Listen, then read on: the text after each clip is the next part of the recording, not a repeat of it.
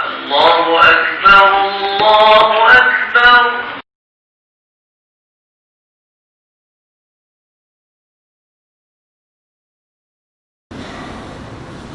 Assalamualaikum warahmatullahi wabarakatuh.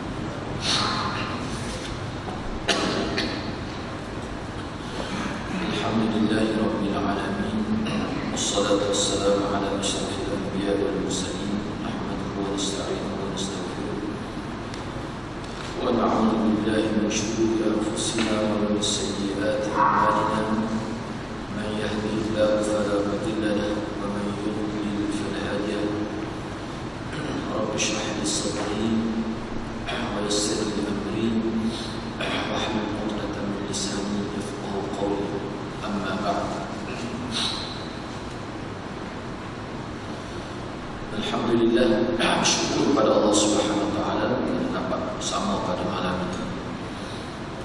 Insyaallah pada malam ini kita akan sambung perbincangan kitab Misbahul Masawi, Mishkatul Masawi pada muka surat 156,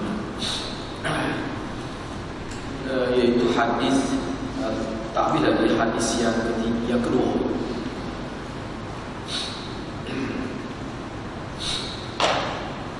Yaitu pada perenggan yang kedua antara qarinah yang mengatakan al-ghaid di dalam hadis larangan yang diriwayatkan oleh Abu Ayyub itu dengan makna bahasa, yaitu kausar rendah dari tanah pada pasir sahaja, yaitu dengan memandang larangan itu dari dua sudut.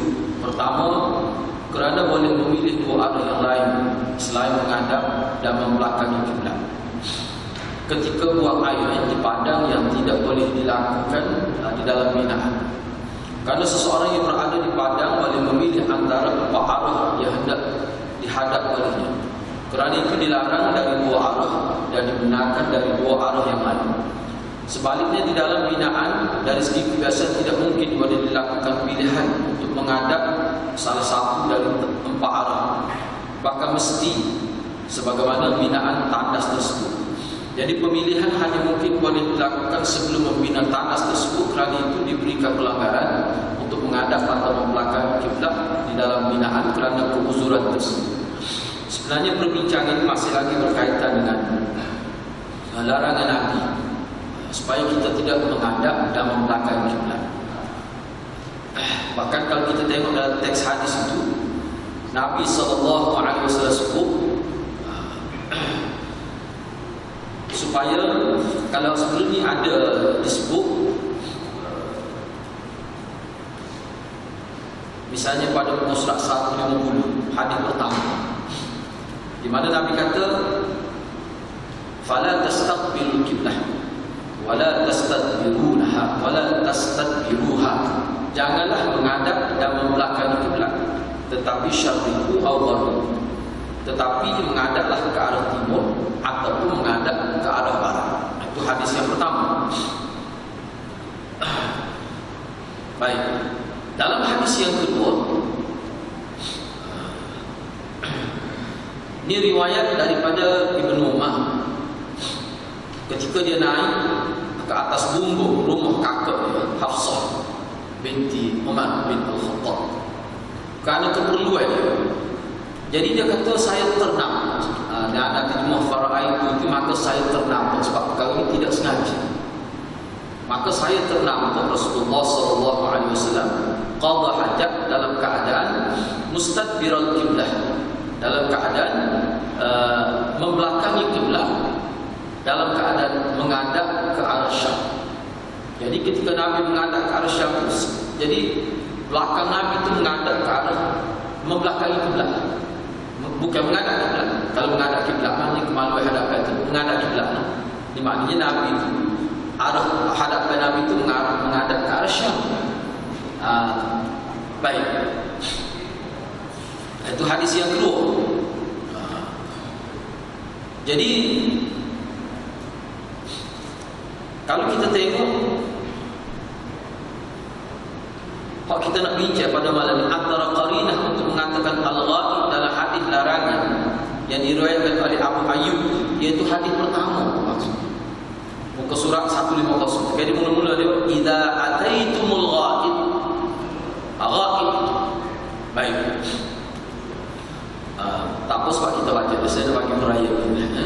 Jadi maknanya larang bila kamu pergi ke ghaib di sini dia lebih dari segi maksud dia dalam konteks hadis ini maknanya kawasan pada terbuka. Lebih menjurus lagi daripada asal hadis mana kawasan pada pasir rendah. Bila rendah itu tujuan bila pergi tempat rendah maknanya orang tak nampak lah. Itu tujuan dia. Tujuan dia sebenarnya supaya tidak dilihat oleh seseorang. Itu hasilnya. Mana tidak semesti tempat rendah lah. Kalau bawa tepi, kita kata di sebalik semut, di sebalik batu besar supaya orang tak tengok. Manakala hadis mula-mula dia hadis yang kedua dia bukan berkait dengan bilik air, bukan berkait dengan tanda. Sebab tu larangan Nabi jangan menghadap kiblat, jangan membelakangi kiblat. Lepas tu sebut pula manakala nak menghadap ke arah timur atau ke barat. Itu semua merujuk kepada keadaan yang di kawasan terbuka, bukan di dalam bilik air. Kalau dalam bilik air, itu dia ada hukum lain, mengikut fiqh. Dalam hadis tak ada sebut, cuma mengikut pemahaman ulama fiqh. Jadi ulama hadis, ulama yang terkenal dalam bidang hadis, dia terima juga. Sebab hadis yang kedua tu hadis Ibnu Umar, dia tengok Nabi membelakangi kiblat dengan menghadap ke arah Syam. Mana? Bukan di kawasan padang pasir, dalam bilik air di rumah dia, rumah Hafsah tu. Jadi bila dilihat pada dua hadis yang berbeza, maknanya larangan Nabi itu dia bukan merujuk pada bilik air. Sebab bilik air ni kalau kita sebuah saiz memang lupa bila kita beli rumah bilik air itu siap dah. Jadi kalau nak menghadap kamu kalau jadi mak tanah tu jadi biasa tinggi tu dah. Nak pusing mana? Kalau pusing pelik belas biar pelik kalau tak nak melapor dah lah jadi susah. Islam tidak tekan siapa kita. Sebab kalau dalam bilik air tu dia tak nampak arah kiblat, tak ada cerita. Tapi kalau duduk di pada pasir dia cerita sebab orang Nabi, sahabat-sahabat Nabi biasa semaya pada pasir, memang dia tahu mana arah kiblat. Memang dia tahu. Maka kalau dia pada pasir tahu, dia tengok lagi, dia tahu mana arah kiblat. Dia boleh tahu mana arah Syam, mana arah Palestin, dia boleh tahu. Di situlah sebenarnya ada larangan. Di situ. Jadi kalau dalam bilik air itu tak ada iktibar, itu maksudnya. Cuma dia memang ulama kimo kalau kita mula-mula nak buat rumah, kalau kita ambil kira tu malaknya. Awal-awal lagi kita tak suka ada bilik air itu maknanya berada di sebelah kiri atau kanan kita, dia punya arah kiblat. Mana kalau kita pusing pun tetap dia tidak menghadap atau membelakangi kiblat. Tu malaklah. Mana kalau kita buat rumah kita persi awal lagi kepada pihak yang buat rumah bagi kita ada kontraktor buat kita boleh hadap. Tapi kalau beli rumah tu siapa hasil maksudnya mana tak boleh. Jadi makna ghaib yang disebut dalam hadis Abu Ayyub, hadis pertama tu dia merujuk pada kawasan terbuka, kawasan padat yang luas. Itu maksudnya. Jadi mana di sini kita nampak bahawa maksud Nabi sebenarnya adalah untuk menghormati arah kiblat. Gua tak nak kiblat arah dia tu. Nak ya umat Islam. Mana nak jaga. Walaupun kita kata dalam keadaan tidak dengan maksud mempersendakan zahir kalau boleh cuba elok. Baik, Imam At-Tibi berkata, Imam Asy-Syafi'i dan satu golongan ulama menyebutkan bahawa padang pasir ini tidak sunyi dari malaikat atau manusia atau jin yang bersembahyang. Ini wahyu tu. Bila seseorang duduk menghadap kiblat atau membelakanginya, kadang-kadang pandangan sembahyang akan terarah kepada orang. Berbeza dengan binaan kerana tidak dibimbangi perkara tersebut.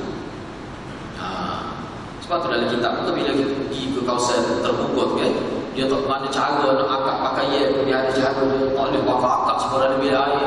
Lepas tu masuk mana nak baca doa tu. Kita kata masuk bilik air, tu tak ada bilik air, bukan ada pasir. Baca doa tu bila kita nak akak pakaian dalam pempus. Mana supaya kita dalam duduk tepi pokok duduk tu dah tu bilik airnya ni. Jadi bila dia nak buang air, ketika dia nak akak pakaian, kira-kira terdedak lah orang. Asyik lah dia baca. Tujuan baca itu supaya tertutup aurat. Sebab di sekeliling kita ni, kita kenapa ni, dia ada makhluk gaib tu. Tujuan tak sin nampak pada iblis, syaitan dan sebagainya. Baca doa sebelum tu.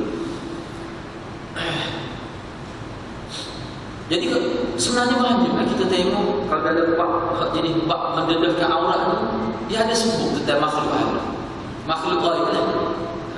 Misalnya ketika nak bersetubuh dengan isteri, nak kehubungan kan, apa-apa sebab ada makhluk di sekitar kita. Maknanya kalau kita tengok agama ni, dia ambil kira semua kan.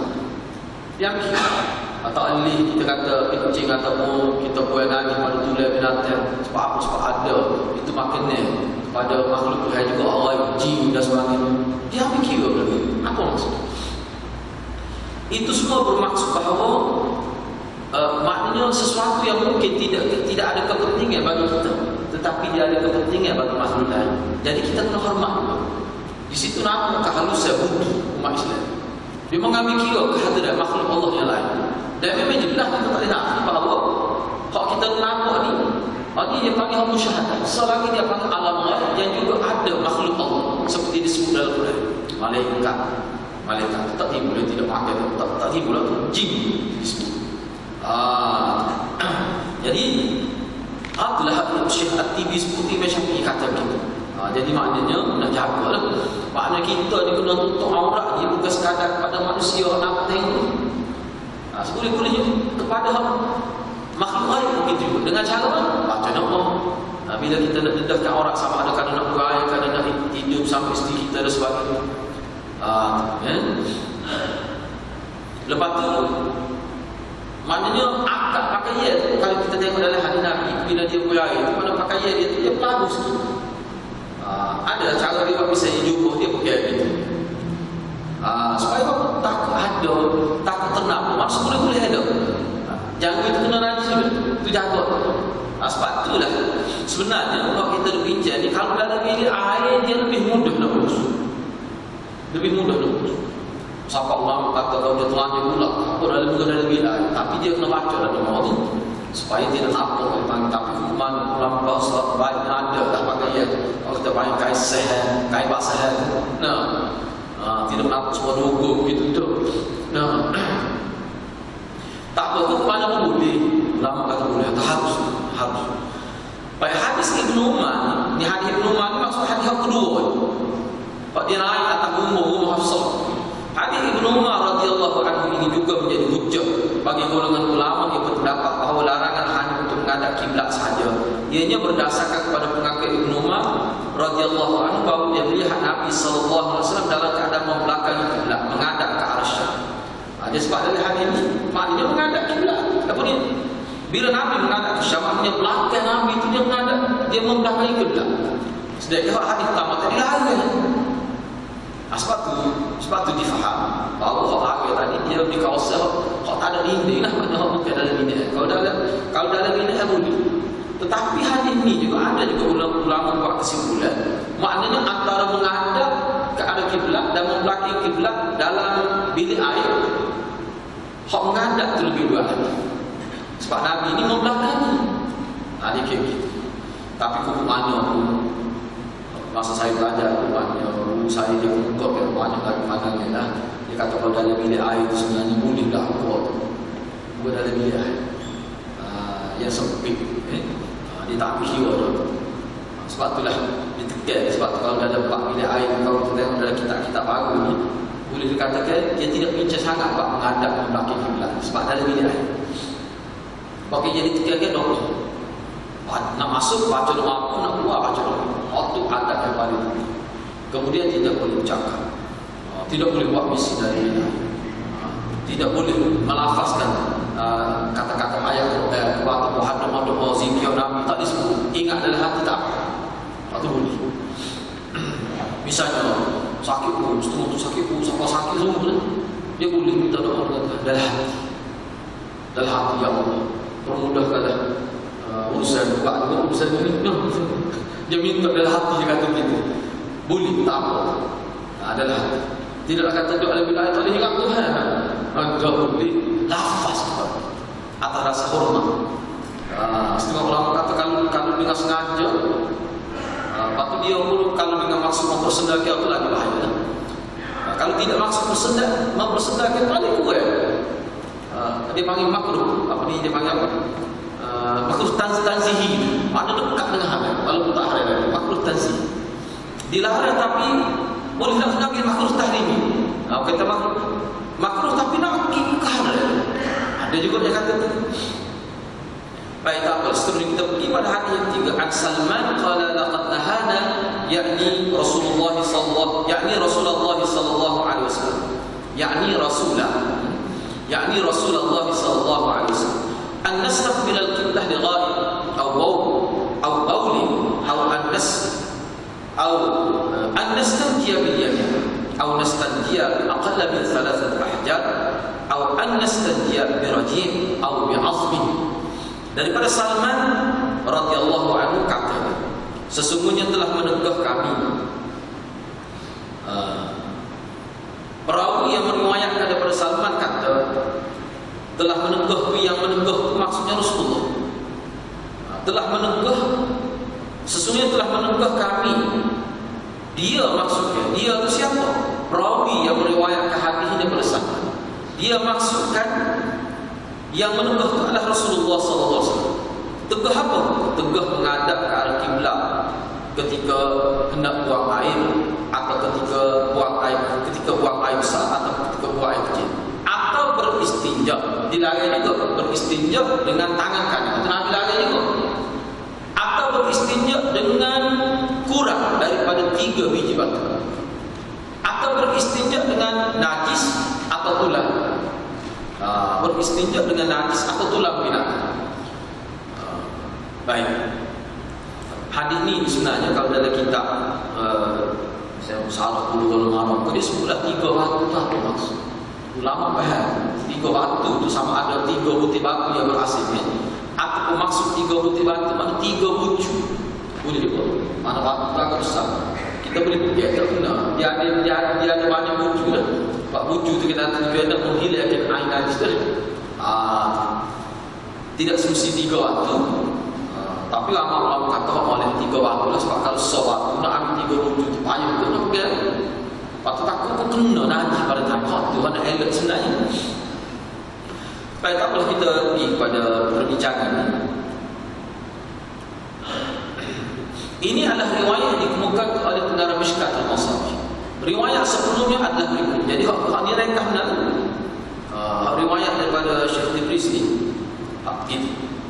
Riwayat sebelumnya begini.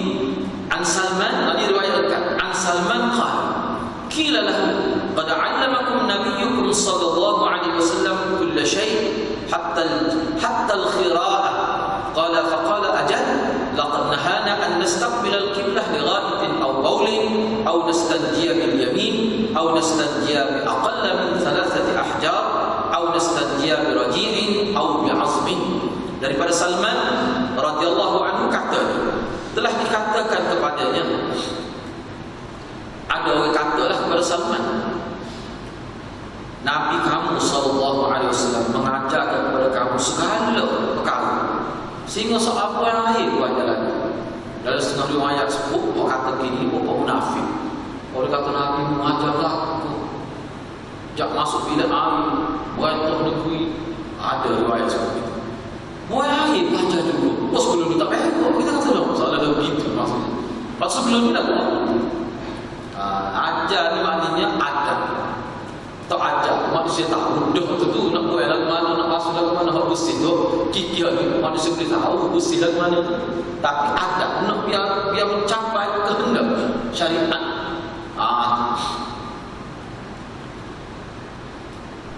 Bila dikata pada Salman begitu, dia berkata, ya, Baginda sallallahu alaihi wasallam telah melarang kami menghadap kiblat untuk buang air besar atau buang air kecil.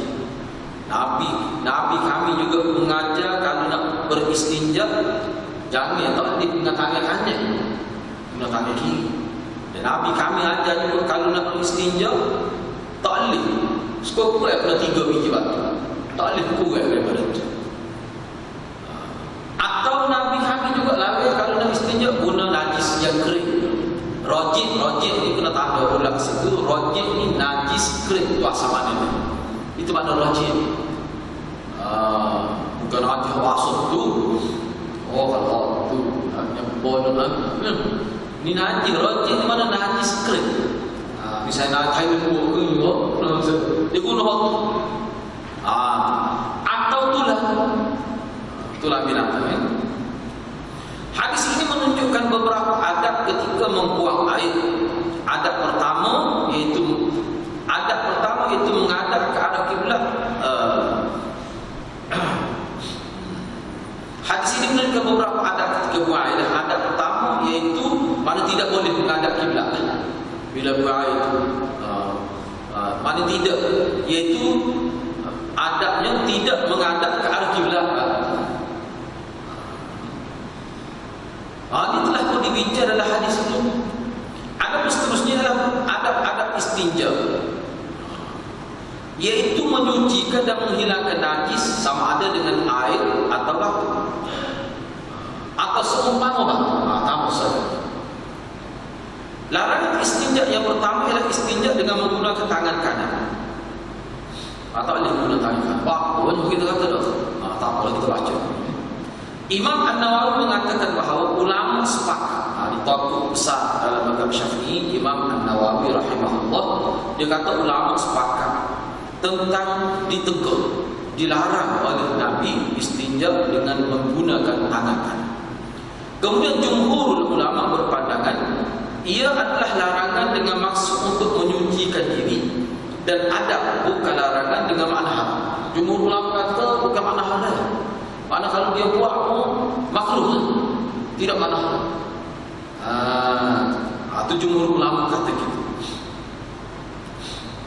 Kalau buat juga setengah ulama kata su'ul adab, buruk akhlak. Tak ada buruk akhlak.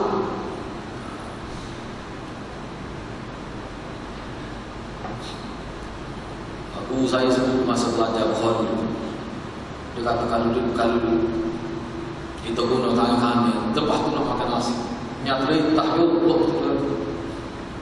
tak sesuai, tak sesuai. Ada sini maknanya tak sesuai lagu mana, tak sesuai lagu nanti dipanggil adat kan? Tidak masalah lah. Jadi sebagian ulama Zahiriyah berpendapat ia adalah haram. Kalau ulama Zahiriyah kata haram lah. Dan satu golongan sahabat kita mengisyaratkan kepada pengharamannya. Ashab kita berkata,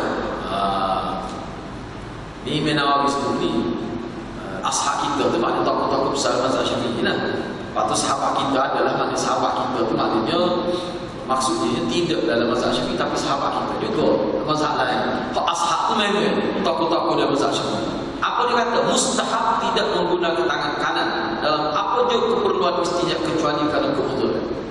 Mana kalau dia dapat istinja, tak kira lah istinja dengan batu ke, dengan air ke, dengan tisu, apa saja. Tadi, cuba elok. Mustahab mana boleh tanda kalau kita buat ni. Kalau kita buat dengan tangan kiri, tak buat tangan kanan, itu jadi boleh pandai. Itu mana mustahab. Setengah ulama kata tak mustahab, mana sunat. Mana sunat guna tangan kanan situ. Mana tu? Gitu maksudnya. Mana sunnah tidak menggunakan tangan kanan, maknanya bila kita guna tangan kiri lah, jadi boleh tahu itu mana mustahab. Setengah kata tak mustahab, mana sunnah? Hilang. Setengah kata tak mustahab, maknanya molek, tapi dia bawa sikit pada sunnah. Dia panggil mustahab. Kalau tidak mahu disebut mustahab, mana dia anggap baik, itu mustahab. Disukai, mustahab. Dia makna gitu. Mana rendah pada sunnah. Kecuali kerana uzur lah. Misalnya sakit tangan kanan dan tangan kiri sakit, ataupun badu keluka, badu tak boleh guna lah. Boleh tak guna tangan kanan kiri lah, tak apa lah. Waktu kita kata guna salah tangan, ikut lah tu. Tak pandang-pandang lah tu. Di sini Nabi SAW ingin memberikan peringatan tentang kemuliaan tangan kanan dan supaya memeliharanya dari sebaran najis. Dia dah kalau ada kitab lain dia sebut. Dia kata sebenarnya kalau kita perhatikan ialah betul hadis sebutnya zahir begitu, tapi dia ada salah. Ramai juga ulama sebut. Sebab iblis dia suka tayamum, dia suka taisin. Dia suka apa ni? Yasar. Tangan dia suka ni kiri. Tayamun ni maknanya bukan tayamun. Ini menganak. Jadi iblis syaitan dia suka guna tangan kiri. Jadi soal di sini mana ada maksud nak lawan syaitan, dia kita tahu. Ada seorang kata dia adik-adik ni dia lebih isyarat pada perkara-perkara molek, positif. Kalau kita nak beritahu ya dengan tangan ada ke arah tu orang panggil adab. Sebab tu ulama kata tidak sampai jadi hak kalau guna di kiri pun tu sebab dia kata tak nasihat pun jadi hak. Tapi ulama zahir kata tidak ada sebab Nabi larang asal ada larang dia ada. Nabi ambil gunakan itu. Tetapi orang ni sebenarnya kalau kita tengok ajar orang Melayu kita kena model. Dia larang. Mana kalau Nabi bagai kena ambil bagai Nabi bagai pada guna tangan itu sebagai tanah haram. Itu model lah. Waktu memang model benar. Cara tu adab. Adab istinja kedua ialah larangan istinja dengan kurang dari 3 batu. Maknanya paling sikit akal paling sikit adalah 3 biji batu. Terdapat beberapa hadis yang menyebutkan perkara ini dengan perbezaan dari segi bahasa seperti tidak berpada dengan kurang dari 3 batu atau seumpamanya. Larangan ini menunjukkan istinja kurang dari 3 batu tidak memadai dan tidak harus walaupun zat najis sudah hilang. Ia tidak bercanggah dengan hadis. Jadi maknanya taklif beristinja dengan batu paling kurang dengan 3 biji batu. Kalau kurang taklif apa maksud? Itu maksudnya taklif maknanya tidak memadai, maknanya tidak sah beristinja.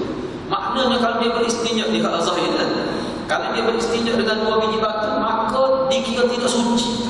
La yatajazza, dikira tidak suci. Tapi setengah ulama kata tidak. Dia kata kalau batu itu besar boleh guna banyak bucu. Ada apa? Ulama kata ada 3 batu. Kalau untuk 3 bucu batu boleh. Baik, dalam kitab baru dia ada sebut batu kalau guna tisu nak kira ke mana? 3 lah. Kalau mana? Sebab tu ada di saya sebut kalau bukan sepakat. So kata dia kena wakil. Kata dia kata tak ikut tak apa ni. Dia kata ambil tisu rupa-rupa habis jadi semua batu. Ada lagi tak sebut itu. Bawa kita buat. So kita pada lagi tak kata bila guna tisu juga, tisu tu aku tebak kat kita nak buat nanti kan.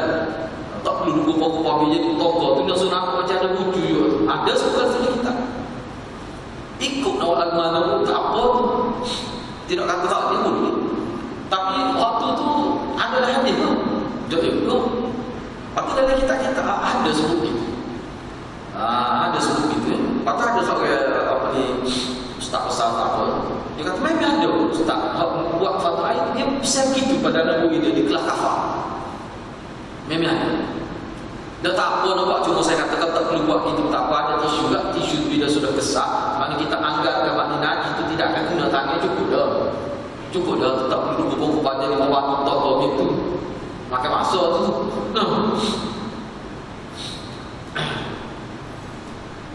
Baik.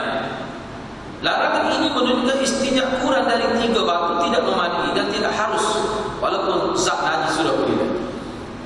Mana tidak jadi halal, tidak sesat, tak suci lah.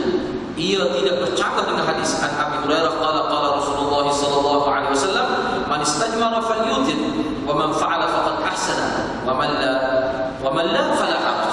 Daripada Abu Hurairah radhiyallahu anhu kata Rasulullah sallallahu alaihi wasallam bersabda, sesiapa yang menggunakan batu untuk beristinja maka hendaklah dia lakukan dengan kaji. Sesiapa yang melakukannya maka sesungguhnya dia telah memperelokkan istinja dia, dan sesiapa yang tidak melakukannya tidak mengaku. Apa maksudnya? Cuba kita tengok. Tiada percaya kerana hadis Salman radhiyallahu anhu lebih sahih lalu ditarjihkan riwayat. Boleh juga dihimpunkan antara kedua hadis sebagaimana disebutkan oleh Hafiz Ibn Hajar. Imam Asy-Syafi'i, Ahmad dan ulama hadis berpegang dengan hadis ini, yakni hadis Salman. Lalu mereka mensyaratkan tidak boleh kurang dari 3 batu di samping memastikan ianya bersih. Jika kebersihan tidak diperoleh dengan hanya 3 biji batu, maka mestilah ditambah sehingga bersih. Mustahab pada ketika itu melakukan mengikut bilangan ganjil, kerana sabda Nabi SAW, sesiapa yang menggunakan batu untuk beristinja maka hendaklah dia lakukan dengan ganjil. Tapi hak ni mana ulama kata hak ni kira macam tidak wajib gini. Cuma kalau buat gitu lebih lagi bahagia gitu ya. Tak boleh saya baca, lepas tu dia ada orang yang lain. Tetapi ia bukan merupakan satu kewajipan. Di sini disebut berdasarkan tambahan yang terdapat dari riwayat Abu Daud yang sanadnya adalah hasan, iaitu sabda baginda, sesiapa yang tidak melakukannya tidak mengapa. Dengan ini dapat dihimpunkan antara beberapa riwayat di dalam bab ini. Maksud dia beginilah. Maksud dia betul sebut 3 biji, tapi kalau tak buat gitu tak apa. Maknanya ada pelanggaran. Walaupun ada setengah ulama kata hadis Salman itu lebih sahih lagi. Pak kata mesti kena 3. Mana hal tak sahih, tidak sesahih. Bukan kata tidak dipakai boleh, tapi kalau dia kuat apa? Hak tu dia panggil guna kaedah tarjih. Masalah sekali. Kalau segi pekor, kalau guna kita kata misalnya kayu, batai kayu, batu guna 3 batai kan? Enggak bakal kayu tak main itu 3 orang tak main 3 butir kayu. Patutlah sebab itulah ulama kata ni batu ni kerana hak ni lah kebiasaan di tanah Arab. Nak cari kayu bayar pot tu berapa batai ada kadang-kadang 1 pot tu. Sebab iki hak banyak ke batu. Sebab itulah dalam kitab Bulughul Maram dia faham pula kenapa disebut batu. Sebab batu ni kiranya tahu sekali hak tu lah ada banyak tempat yang mudah nak cari. Itu so. Yang kedua, bila sebut batu, mana unsur apa yang ada pada batu sehingga dia boleh dijadikan sebagai bahan bersuci. Unsur dia adalah kesan. Dia kesan. Mana kesan ni tidak licin, maknanya batu tu dia ada unsur boleh menanggalkan najis pada kulit tubuh. Sebab itulah ulama mereka dia fikir kalau setengah tempat cari batu bahaya. Kalau batu sungai tak boleh, itu licin. Waktu tempat kita cari batu mana? Cari batu itu ke masjid. Nampak kau siap. Lepas tu lagu mana? Sebab tu dia kata apa saja yang kiranya ada ciri-ciri batu yang disebut dalam hadis, maknanya kesal. Sebab tu kalau tisu itu tak boleh. Mana tisu kesal yang boleh menanggalkan najis. Jadi bila kita pindah daripada batu pergi pada tisu, dia tak timbul dah berapa bukti. Kalau dia timbulnya kira suci tu berapa dah nak guna puasa dia suci. Dia tak timbul dah masalah sebanyak mana. Gitu. Sebab itulah ulama kata maknanya tiga kira-kiranya kebiasaan. Sebab tu dia kata dalam hadis tadi kan. Kalau buat 3 tu elok dah kata buat tak apa juga. Maknanya apa? Maknanya kalau buat suci dia cuci dah. Boleh. Kalau batu terus batu telah dia tu mana guna dengan cara bentuk batu sesuai. Seputih tak apa ulama kata. Kalau saya nak sebut lagi tak ada banyak macam ni. Tapi kalau kita sebut mana juga, dia kena tengok pula jenis. Betul kata tu, jenis dia kata najis tu lah mana? Oh najis pula kau tak kambing. Tu memang cepat sembuh. Tapi kalau jenis juga sembuh lah mana? Ciri biru. Buat kala tu. Biru tu mana tu? Sebab tu lah ulama kata ni dia naknya kerja, nak Nabi semua nak sunat guna batu, kau tak masuk suci bersih. Kira ke mana? Sebab tu ulama kata hak terbaik guna dulu bahan air selain pada air untuk menipiskan air. Hak akhir tu baru kita basuh air. Hak tu hak terbaik paling afdal. Misalnya kalau kita pergi ke tanah tu dia ada tisu, guna tisu dulu. Sebab tisu tanah biasa kalau letak dalam itu pun memang dia habis air, dia tidak sumak tanah. Dia buat memang dia buat gitu tu. Bila kita pelang tanah tu dia akan pergi, dia tak akan lekat. Tisu dia khusus dah. Kalau kita guna tisu dulu, ada kira-kira tak ada air najis. Ada lekat ni kita kata dia dulu ataupun nipis benar. Kalau kita guna air uji maklumat kata di dalam syarah Idhahul Ahkam, syarah Bulughul Maram. Lepas tu tangan kita pun tidak boleh dengan hak tu sunat Nabi. Hak tu. Dia bukan batu sangat sebenarnya. Gitulah. Supaya kata Nabi ambil untuk secumpuk mandi wajib sekadar, kat kau tubuh satu sampai itu tak cukup sekadar. Sebab tu ulama faham pula, ni sebenarnya dia nak ayatnya kau biasa, orang rasa tubuh biasa. Kalau tubuh besar, patut tubuh ini bang, jangan kita tahu tubuh bang. Bang boleh dah tarik perlu sikit. Faham bang, misalnya cepat abang cepat. Bang, inilah memang ulama kata tak sekakat ilmu. Manakala mana tidak maksud basis, sebab dalam kitab kelas dia kata kalau guna lebih daripada itu jadi basis tak dipanggil mandi. Bukan itu. Awak tak apalah tubuh nipis gitu. Oh jenis tubuh ni antara waktu sampai itu 3 pelipatan dah. Oh nak guna air segatal tak ada. Dah begitulah kita perlu tengok pandangan ulama tu ulama faham. Lepas tu zaman Nabi tu air bukan tempat kita ni air kita lebih sikit tak apa lagi. Tapi kena ingat jangan sampai lebih sangat tu boleh jadi pasir takut tak ada. Sebab dulu tu begitu juga. Sebab itulah kita tengok dalam sunnah Nabi Daud ada sahabat Nabi musim mana dia pakai basuh pada orang sahabat itu. Apa tu tak ada dengan itu sampai panas laju. Waktu lama kata tak apa. Baik.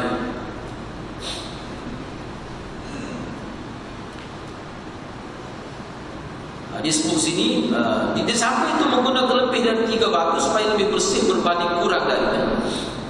Bolehlah bahkan Nabi SAW sendiri menggunakan alat pencucian lebih menyucikan iaitu air pada ketika istinjaan. Dan menginginkan supaya orang lain juga menggunakannya sebagaimana dia ungkapkan oleh isterinya dalam riwayat. Sebab itu mana pun air itu paling bersih. An Aisyah qalat murna azwajakum ayastadibu bil ma fa inni astahyihim fa inna Rasulullah sallallahu alaihi wasallam kana yaf'alu. Daripada Aisyah kata dia. Daripada Aisyah kata dia. Suruhlah suami-suami kamu supaya beristinja dengan menggunakan air. Kerana aku malu untuk memberitahu mereka. Sesungguhnya Rasulullah memang dia guna kecuali tak ada air. Pada Nabi ini kalau ada air, dia akan guna air. Ingat tak cerita kita sebelum ini? Hadis mula-mula dalam bab taharah antara hadis mula-mula. Nabi kata bila bangun, kena masuk tangan dulu, baru celup dalam air tangan. Kenapa untuk Nabi ambil itu? Dia celup, tidak jadi mustahab. Sebab Nabi celup. Imam Syafi'i dalam kitab tu kata begitu. Imam Syafi'i dalam kitab tu dia kata olehnya terus Nabi buat. Pada air sebab celup. Aku tu celup sama masuk kaki, tu celup juga. Tak jadi, tak apalah tu. Masalah sekali ni ulama kita jadi khilaf, jadi beza ni. Jadi orang masa basuh mula-mula tu dia tidak celup. Dia tu kan. Hak tu kira ambil wuduk dah kan tu. Masa tu. Air sedekah kita dah ni ada baik, tak ada masalah. Jadi sebelum celup nak basuh muka, nak apa nak formal tu cuci lah, cuci dulu. Jadi ulama kata tu sudah kira basuh tangan dah. Sebab kalau dalam Quran basuh tangan tu sampai siku. Bukan basuh sekali tak semua dalam Quran. Waktu dalam hadis juga semua. Jadi kalau dalam hadis dua semua tu dah ke mana? Khilaf ulama. Setengah ulama kata dia waktu tu khusus untuk tidur pada waktu malam dan latar belakang hadis itu sebenarnya dia berkait dengan sahabat tinggal di kawasan pokok Bani Taim. Kau tinggal di kawasan yang lebih mana? Yang mana pokok ni dia umumnya dia beristinja dengan batu. Dia tidak kena air. Sebab tempat dia bayar air dah panas. Sebab bila dia tidur malam peluh tu kan ada peluh tu dia akan pergi ke tempat sulit tu. Kadang-kadang dia pegang tak dekat. Sebab apa? Sebab dia sebab. Sebab beristinja dengan batu dia tidak sebersih beristinja dengan air. Sebab tu Nabi gemar beristinja dengan air. Selagi ada air dia akan guna air. Gitu.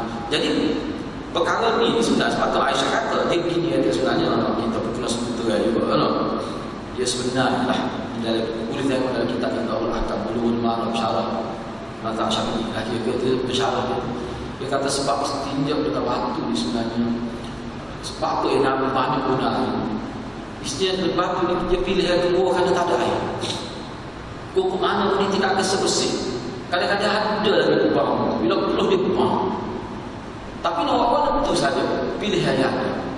Sebab tu Aisyah kata suruhlah tutup laki mak noyak diri malu. Aku noyak kamu Nabi dia beristinja dengan air. Aisyah kata. Jadi daripada sini kita boleh faham bahawa penekanan yang Nabi nak sini adalah bersih. Bersih ni oleh kerana tempat sujud. Salah satu makna bersihnya gila bang tu. Gila bang. Sebab tu sampai kita ni dah bab ni kan, memang kita boleh ikut dengan tempat kan. Sebab ada sahabat rumahnya kamu tak mau dah. Lepas tu tangan masuk pula. Nak tobik muka pintu bilik air mesti kau tak ada tak pula kau tu pas bagi orang sini. Jadi tercampaklah maksud sebenar Nabi ni. Nak ayatnya umat Islam ni penekanannya kepada kebersihan. Kena bersih. Kita tak faham itu sebab dalam kitab tempatnya baguslah kitab ni. Dia mujib kita. Dia kata sebenarnya orang Nabi ajar ni kan, dia boleh mencegah penyakit. Kalau kita masuk mana acak sokong masuk bilik air kan tak buai air molek masuk tangan. Nabi ajar kita bangun tidur pasal kita boleh Nabi ayatnya banyak penyakit ni mari dengan sebab sentuh kan. Oh dia faham kalau dia suruh tu. Sebab tu dia kata bila kata hadis yang sahih ni dia berguna untuk bukan untuk ibadah saja, untuk kesihatan berguna. Enggak betul sungguh sampai kita pasang angin tak betul kira boleh kawal apa kita. Nah, pasang angin semua. Jadi kau gitu sebenarnya kalau kita amal insya-Allah lah kira-kira ni. Tapi kalau nak kena menjadi guna betul-betul dia tu takdir nak guna lah. Tapi nak ayatnya kira-kira dengan buat itu tu sebagai satu bentuk pencegahan aja pun. Baik. Jadi Aisyah kata suruh lah tu lakimu, aku nak suruh malu. Tak siapa pakai suruh masing-masing lah tu laki. Sebagai bini ni. Sebab kalau Nabi, suami aku ni Nabi ni, dia istinja dengan air. Kerana itulah Allah Subhanahu Wa Taala memuji penduduk Quba kerana mereka beristinja dengan menggunakan air. Sebagaimana hadis berbunyi. An Abi Hurairah an Nabi sallallahu alaihi wasallam qala nazalat hadhihi al-ayah fi ahli Quba fihi rijalun yuhibbuna an yatatahharu wallahu yuhibbul mutahhirin. Qala kanu yastanjuna bil ma' fa nazalat hadhihi al-ayah fihim. Daripada Abu Hurairah radhiyallahu anhu daripada Nabi sallallahu alaihi wasallam. Baginda sallallahu alaihi wasallam bersabda, turun ayat ni fihi rijal. Mana dalam masjid itu ada orang-orang lelaki yuhibbuna, mereka suka, mana cana mengambil berat, itu mana yuhibbuna, mereka mengambil berat, perhati sungguh gapo dia ayyatatahharu dalam bab membersihkan diri ini. Dia benar jadi kebersihan. Wallahu yuhibbul mutahhirin, dan Allah juga suka pada orang yang membersih, yang suka jaga kebersihan ini. Allah suka. Jadi ini tu ayat kita berkobar sebab dia ni istinja dengan air bukan kawan. Jadi maknanya kebersihan lah. Kebersihan ini sangat betul lah, memang betul. Saya baca dalam kitab Rawat Islam lah, Ibn Taymiyah. Kenapa Islam ni suka sangat tempat tidur kena bersih, tempat makan, bilik air kena bersih? Sebab apa? Sebab syaitan kita suka sangat kepada benda kotor. Sebab kita masuk bilik air kita doa. Doa kan? Allahumma inni a'udzubika minal khubuthi wal khaba'ith. Dia ada bukan terjemahan mana saya jatuh tina saja. Khubus ni kan kita memang ramai tu memang begitu kan. Baik, asal makna dia khubus, khaba'ith. Kotor. Benda yang menjadi digunakan untuk nama kepada syaitan di situ. Minta doa Allah tu, minta doa kepada Allah supaya kita ni dijaga, supaya syaitan tak boleh ganggu kita, tak boleh minta, tak boleh tengok aurat kita. Jadi syaitan dia suka. Sebab tu kalau kita perhati dari kitab biasa orang nak sahih orang yang keguna belum dapat, yang keguna belum dapat haji. Benar apa kira nyawa kembali. Saya pernah tengok dia belum. Itulah ini maksudnya. Dia belum kata kita punya buat kata. Dia belum kata. Dia buku rambut kamu tu dalam kata. Kata belum satu satu kamu. Dia nak dia adalah kita yang buku kata-kata. Jadi kalau dalam kita sebenarnya begitu. Jadi kalau untuk kebaikan dia tak tahu. No, bagi kotor gitu. Dia bilang kata dia buku rambut kau. Oh kata si dosa besar. Jadi memang kita tengok dalam kitab memang sebut gitu. Guru saya masa nanti dia kata memang pengalaman mana-mana di India. Kalau jadi jahat-jahat aku dia akan bunuh tu baru dia ambil pisang. Jangan lagi tu dia ambil walaupun tak ada darah. Tapi dia nak buat sebab tu ingat sikit. Nah, waktu kalau pondok tu saya kata tu saya pun dapat ada program kamu yang terus orang boleh bunuh tu sehingga. Lepas itu benar-benar kotor. Mana sesuai sangatlah dengan mana kita kata realiti dia sebab belakang lagi sesuai sangatlah dengan ajaran agama. Kena jaga kebersihan. Baik. Dia berkata mereka beristinja dengan menggunakan air, lalu ayat itu turun berkenaan mereka. Apa dia?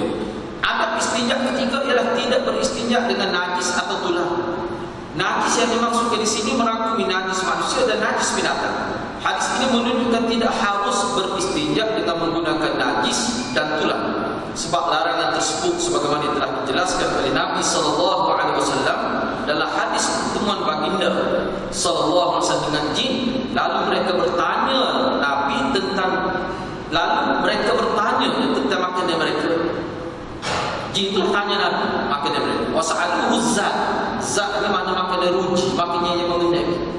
Kita makan haknya. Itu mana? Faqala lahu kullu 'azm kullu 'azmin dhukira ismullah 'alaihi yaqa'u fi aydikum awfar ma yakunu lahma wa kullu ba'rah alafu lidawabikum. Faqala Rasulullah sallallahu alaihi wasallam fala tastanju bihima fa innahuma ta'amu ikhwanikum. Jadi masyarakat jin ni kita ingatlah. Hadis jin lah, pada hadis jin mana hadis mana nak Nabi dia pergi marah hadis jin mana jin marah ambil Nabi untuk mengajar. Dia ada dia mari nak dia mari tanya Nabi salah mana Nabi juga mengajar. Ni antara dia tanya masa dia mengaji dengan Nabi. Jadi pokok jin ni tanya Nabi tentang makanan. Zat tu makanan kita makanan yang mengenyek ialah zat makanan utama begitu kan, makanan utama nasi. Hak lain-lain tu kita kata waktu sambil ni lah roti tu kau bahaya tu semua yang tak betul mai kuliah tak ni ya ambo kat 3 hari ya buku kita lah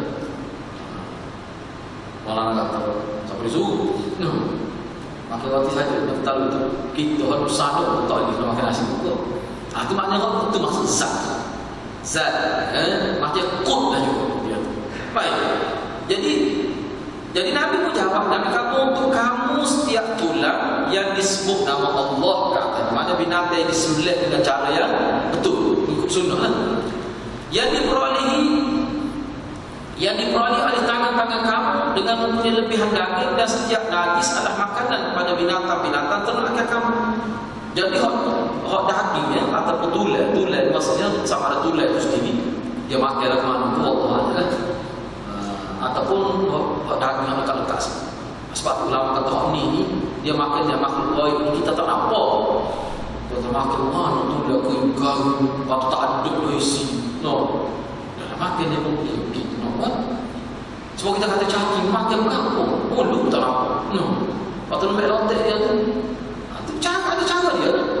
Ni pun makhluk halus. Baik tak apalah. Cuma di sini jadi apa pula tulang tak apa najis tu pula apa tak ni sebab apa makannya binatang kepada binatang ternak ke kamu ada jin ni pun ada juga bahagian peternak ke di kalangan masyarakat jin.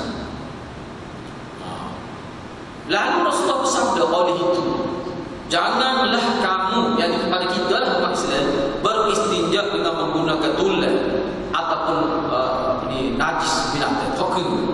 Kerana itu adalah makanan saudara kamu tulang untuk makanan jin. Lepas tu kita ada najis binatang itu makanan kepada binatang ternak mereka.